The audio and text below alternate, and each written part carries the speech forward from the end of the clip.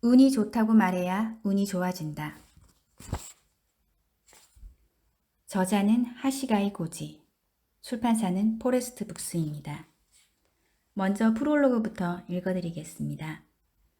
혹시 당신은 아래와 같은 상황에 처해 있지는 않은가? 비즈니스가 잘 안 풀린다. 연봉이 몇 년째 그대로다. 연애나 결혼 생활이 잘 풀리지 않는다. 건강에 적신호가 왔다. 늘 돈이 없다. 이런 상황들은 얼핏 서로 다른 일처럼 보인다. 하지만 모두 같은 원인으로 일어난 것이나 다름없다. 지금부터 이 책에서 그 비밀을 밝혀나갈 것이다. 당신 주변에도 있지 않은가? 업무적으로나 금전적으로나 연애 등의 사적인 일까지 모든 면에서 왠지 모르게 잘 풀리는 사람 말이다. 늘 주인공처럼 인생을 척척 개척해 나가는 사람들과 평범한 인생을 밟아가는 사람의 결정적인 차이는 어디에 있을까? 나는 컨설턴트, 멘탈 코치, 카운슬러, 심리 트레이너로 30년 이상 활동해 왔다. 자기개발 프로그램을 이용한 능력개발 프로젝트에 참여한 것을 계기로 MPL, 신경 언어 프로그래밍, MPL을 발전시킨 LAB 프로파일, 언어 및 행동 분석 등의 기술과 지식을 바탕으로 세미나와 토론을 진행했다. 코치와 카운슬러로서 성별이나 연령과 상관없이 클라이언트 4만 8천 명의 다양한 고민을 해결했으며 컨설턴트로서는 기업 경영과 관련된 안건부터 개인적인 고충이나 건강상의 고민까지 상담을 진행했다. 최근에는 멘탈 코치 육성도 시작했다. 이런 경험으로 확실히 깨달은 점이 있다. 만사가 잘 풀리지 않는 원인에는 두 가지 요소가 있다는 것이다. 하나는 진정한 자기 자신으로 살아가지 않는다는 점이고, 다른 하나는 외부 상황에 맞게 감정이나 태도를 유연하게 바꾸지 못한다는 점이다. 이를 해결하는 데 관건이 바로 메타 무의식이다.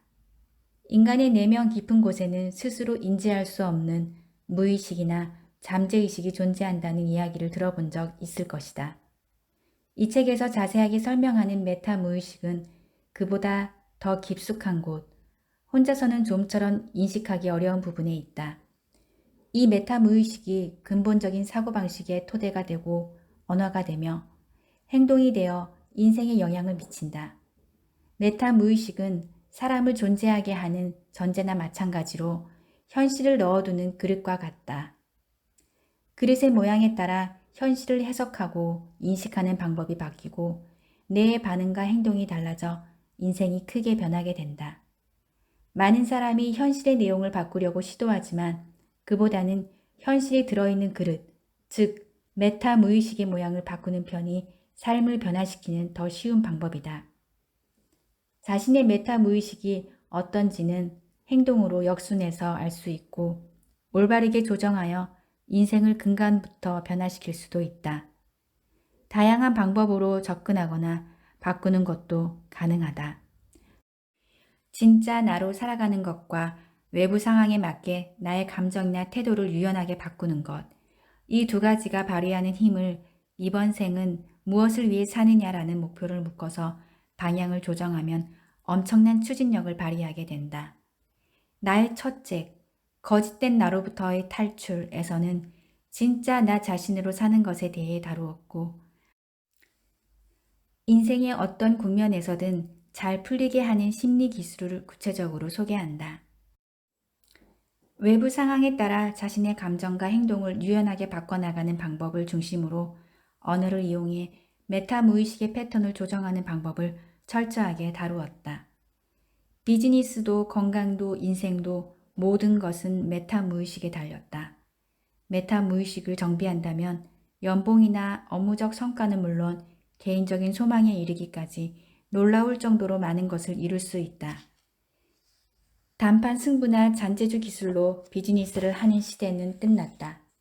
나는 메타 무의식의 존재를 숙지하기만 한다면 누구나 자신의 본질을 살리면서 마음먹은 대로 미래를 개척할 수 있다고 믿는다.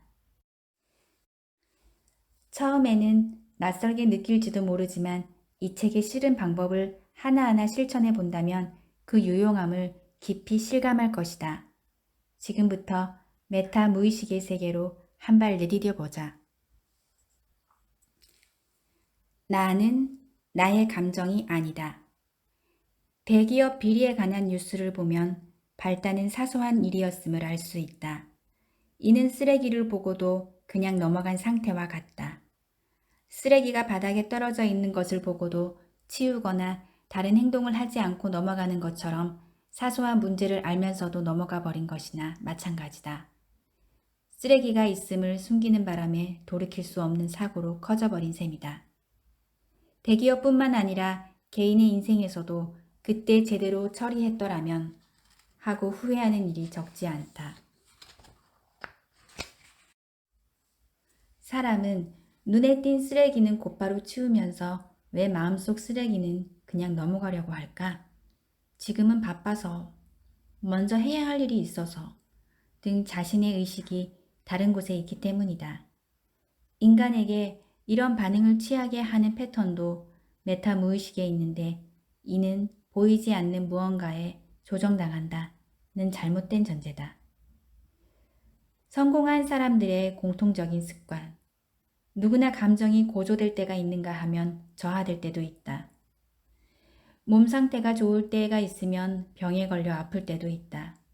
괜히 마음 한구석이 캥기는데 어쩌면 땡땡땡 때문일지도 몰라. 며칠 내내 몸 상태가 안 좋은데 땡땡이 원인일지도 모르겠어. 자신에게 일어나는 일을 은연중에 다른 무언가의 탓으로 돌리는 이유는 외부 요인에 지배당하고 있다는 전제나 감각을 가지고 있기 때문이다. 그러다 보면 자신이 익숙하지 않은 것을 마주했을 때 도저히 할 수 없다고 생각하기 십상이다. 일반적인 사람은 감정이나 신체, 자신이 맡은 역할, 소망 등을 자기 자신과 동일시한다. 반면 감정, 신체, 맡은 역할 등은 나 자체가 아니라 내가 관리하고 통제하는 것이다 라는 전제나 감각을 지닌 사람도 있다. 이런 사람들은 어떤 문제가 발생하면 그때그때 처리함으로써 신체도 감정도 자신이 컨트롤할 수 있다고 여긴다. 쓰레기를 보고 지나치지 않고 곧바로 주움으로써 인생을 자유자재로 컨트롤하는 힘을 기르는 것이다. 역할은 시대의 변화에 따라 바뀐다. 회사에서도 승진 여부에 따라 역할이 달라진다. 자신이 본질적으로 어디로 향할 것인지만 알면 유연하게 변화할 수 있다. 감정, 신체, 역할을 자신과 동일시하면 그 요소 하나하나에 휘둘리느라 진짜 자신을 알 수 없게 되어버린다. 만사가 잘 풀리는 사람은 자신의 감정이나 신체, 역할이나 소망에 대해 이것은 본래 내가 아니다라는 점을 이해하고 있다. 그것들은 바라는 것을 손에 넣기 위한 도구에 지나지 않음을 인식하고 나는 그 도구를 관리하고 있다는 전제와 감각을 지닌다. 바로 감정, 신체, 역할과 자신을 분리하는 탈동일시를 실행하는 것이다. 진정한 자신을 모르면 운이 따르지 않는다. 최근 나는 질병을 치유하는 언어를 연구하고 있는데 매일 다양한 사람이 연구에 참여하러 찾아온다. 그 중에는 한창 일할 나이의 사람들도 적지 않다. 그들은 연구에 참여하러 와서는 이렇게 말한다. 제 인생은 왜 이렇게 안 풀릴까요? 그러면 나는 이렇게 답한다. 자본주의적 가치관 때문일지도 모릅니다. 메타 무의식이 판단을 내릴 때 그 기준에는 두 가지 선택지가 있다. 바로 진정한 자신으로서 살아가는 목적과 세상의 규칙이다. 자본주의 사회에는 대량 생산 및 대량 소비가 전제로 깔려 있다. 어떻게 효율적으로 일해서 돈을 버느냐가 가장 중요하고 그 바탕에는 톱니바퀴가 되어 일할 사람이 필요하다. 높은 효율로 일하는 톱니바퀴가 되지 못하면 사회에서 탈선하고 직장을 잃는 것은 물론 정상적인 생활을 영위하기가 어려워진다. 그 때문에 자신의 가치관을 포기하고 사회의 가치관에 따라 톱니바퀴가 되어 살아가는 쪽을 선택할 수밖에 없다. 이렇게 지금까지의 사회에서 사람들은 세상의 규칙으로 판단하는 인생관으로 견뎌왔다. 자본주의의 규칙 아래에서는 자신의 가치관을 포기하고 거짓된 자신으로 살아갈 수밖에 없다. 그러다 보니 근 3, 40년간 자신이 하고 싶은 것이 무엇인지 모르겠다고 말하는 사람이 늘어났다. 그러나 이제 시대가 바뀌었다. 현대사회를 살아가는 우리의 새삼스럽지만 무엇을 위해 살아가고 싶은지 그 본질적인 주제를 마주할 필요가 있다. 그렇게 하지 않으면 비즈니스나 건강에 지장이 초래되는 시대다. 평소 사용하는 말이 운을 불러온다.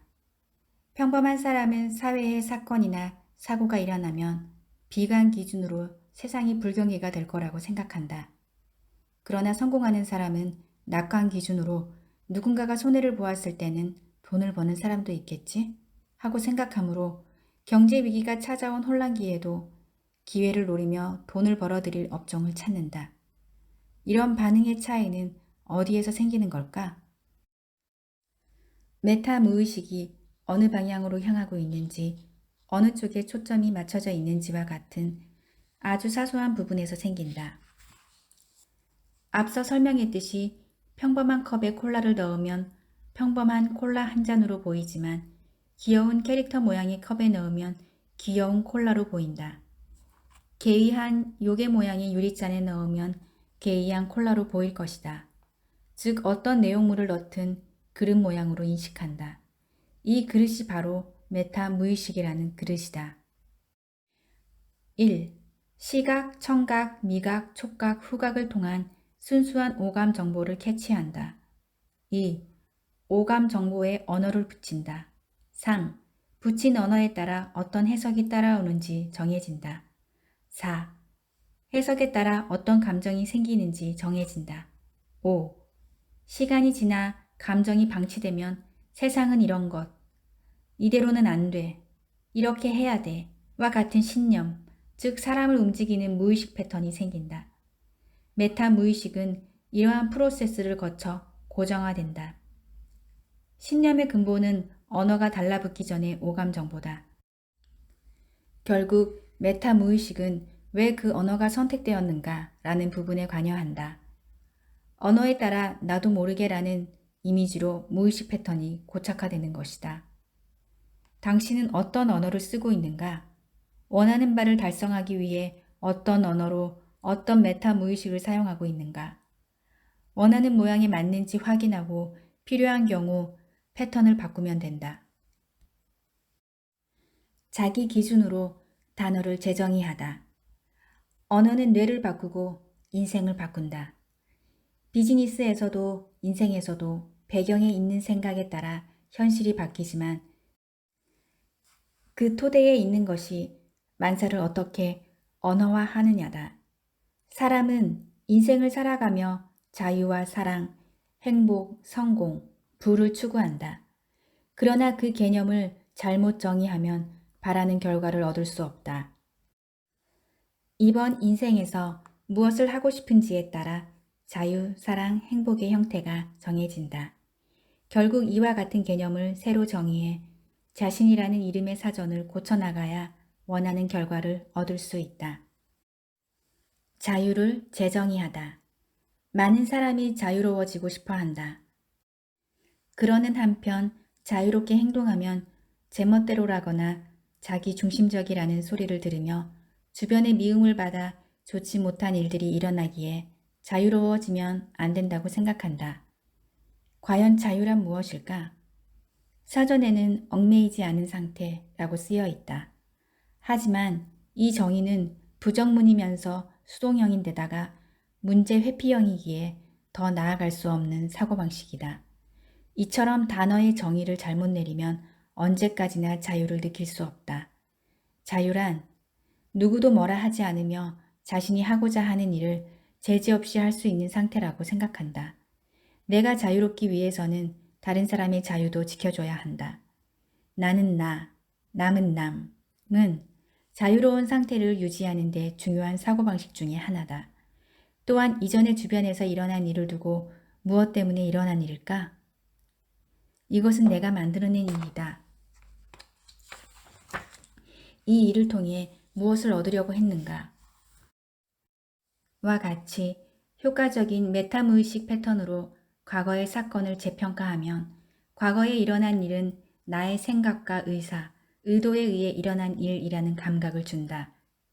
다양한 사고를 추상화하는 무의식은 내 인생은 내게 달려있다라는 중요한 전제로서 신념과 감각을 싹트게 하고 인생의 다양한 상황에서 자유를 느끼게 한다.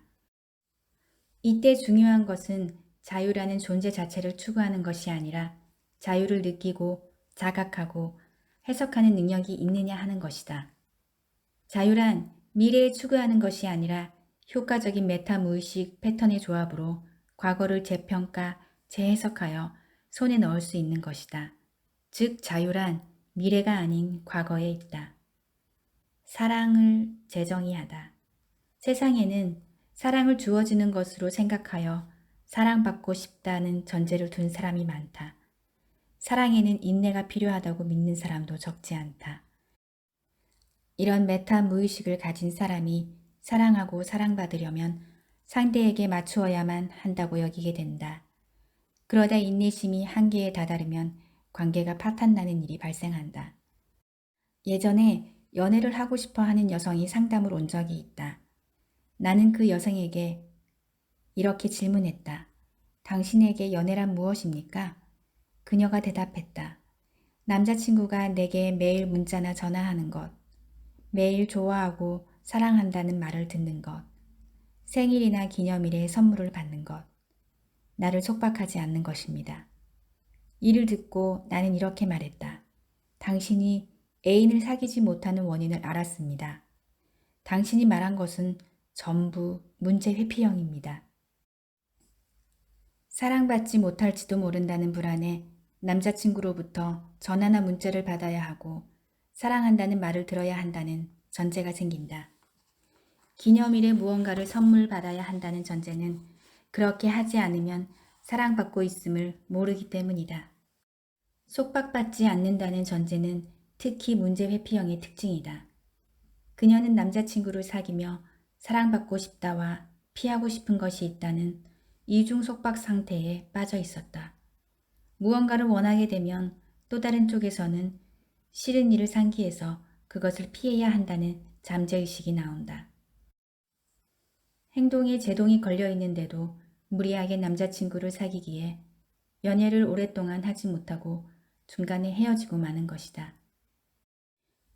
그래서 다시 한번 무엇을 위해서 남자친구를 사귀는가, 무엇 때문에 연애 감정을 형성하려 하는가 하고 미래에 초점을 맞추어 사랑을 재정의하고 고쳐나가기로 했다.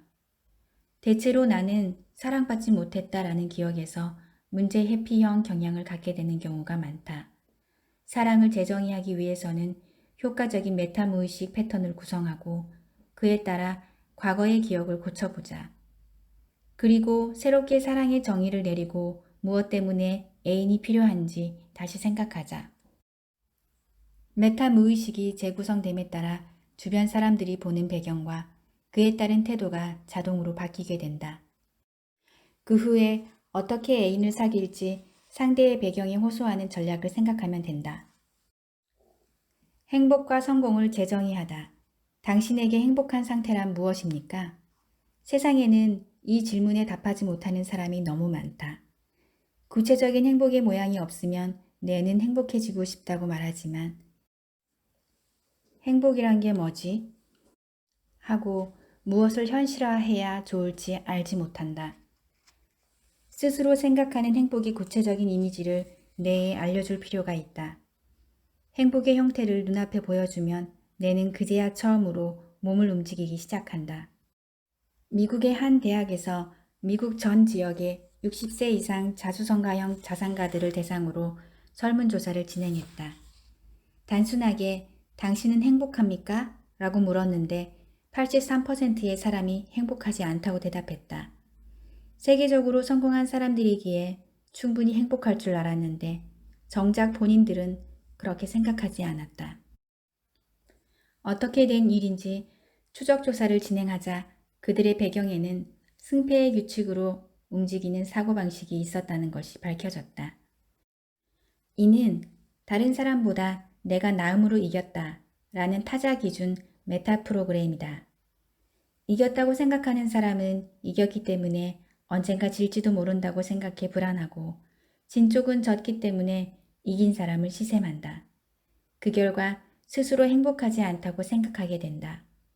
또한 행복하지 않다고 생각하는 배경에는 성공을 거둔 그 일이 자신이 진정으로 하고 싶었던 일은 아니었다라는 이유도 있었다. 잘 풀릴 것 같아 시작했고 실제로 성공했지만 결국 자신이 하고 싶은 일을 한 것은 아니었다는 것이다. 그래서 자기 자신에게 행복하지 않다는 벌을 준 건 아니었을까? 이 설문조사는 토끼와 거북이 이야기를 떠올리게 한다. 토끼는 이겨서 거북이를 바보 취급하는 것이 목적이었고, 낮잠을 자도 얼마든지 이길 거라고 생각했지만 결국 지고 말았다.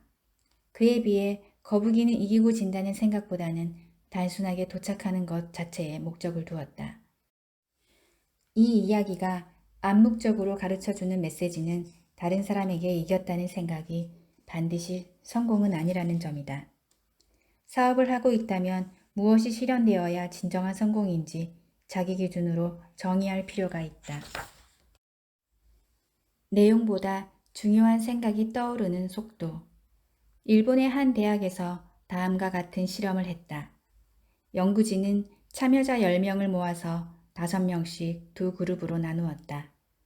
A그룹에는 자신이 훌륭하다고 생각하는 점을 5개 고르시오 라는 지시를 내렸다. 그들은 망설이면서도 1, 2분 동안 자신이 훌륭한 5가지 이유를 적었다. 그 다음에 스스로 자신이 어떤 사람이라고 생각하는지 묻자 제법 잘 나가는 사람 등의 긍정적인 셀프 이미지로 대답했다. 반면 B그룹에는 자신의 훌륭한 점을 30개 적어내시오 라는 지시를 내렸다. 대부분의 피실험자가 이 지시에 따라 자신의 장점을 몇 개 적었으나 30개까지 쓰지는 못했다. 이후 그들에게 스스로 자신을 어떤 사람이라고 생각하는지 묻자 한심하고 별 볼 일 없는 사람 등의 부정적인 셀프 이미지로 대답했다. 나는 이 실험 결과가 어떤 중요한 점을 증명했음을 눈치챘다. 그것은 바로 믿음이 만들어지는 과정이다. A그룹은 1, 2분 동안 자신의 장점을 찾았다. 5개 정도라면 쉽게 떠올릴 수 있기 때문이다. 그런데 B그룹은 지시한 대로 짧은 시간 동안 금세 30개나 떠올릴 수는 없었다. 뇌는 곧바로 떠오르는 것으로 옳다고 판단한다. 반대로 금세 떠오르지 않는 것은 틀렸다고 판단한다. 따라서 A그룹과 B그룹의 셀프 이미지도 달랐다. 믿음은 실제 그 내용이 아니라 떠오르는 속도에 기인한다. 즉, 자신이 믿는 내용이 얼마나 빨리 떠오르느냐가 관건인 것이다. 그러므로 나는 적절한 메타 무의식 패턴으로 구성된 행동을 많이 취한다. 행동을 많이 취하면 지금까지 행동에 따라 스스로 어떤 사람인지 곧바로 떠올릴 수 있으므로 효과적인 메타 무의식이 정립되기 때문이다. 다량의 행동과 반복은 한 세트인 셈이다. 지금 비즈니스 문제에 봉착한 사람이나 병에 걸린 사람이라면 나는 어떤 행동을 취했는가, 어떤 의도로 그 행동을 했는가를 매일 반복하면 도움이 된다. 비즈니스 종사자라면 이를 일가에 넣어도 좋다. 자신이 한 행동이나 발언의 의도를 밝혀내면 문제를 회피하기 위해서거나 자신의 올바름을 증명하려는 의도가 대부분일 텐데 그 어긋남을 조정한다. 그때 사용한 메타 무의식 패턴을 확인하고 문제 회피형을 목적 사고형으로, 프로세스형 옵션형으로, 타자 기준을 자기 기준으로 등 효과적인 패턴을 조합하여 변경하고 다음 기회에는 그에 알맞은 패턴으로 행동해 보는 것이다. 이 책은 2019년도에 발행되었고요. 제가 읽어드리지 않은 부분 더 좋은 내용이 더 많기 때문에 궁금하시면 한번 사서 읽어보시는 게 좋을 것 같아요. 그리고 오늘 읽어드린 내용이 좋았다면 구독, 좋아요, 알림 설정 부탁드리겠습니다. 감사합니다.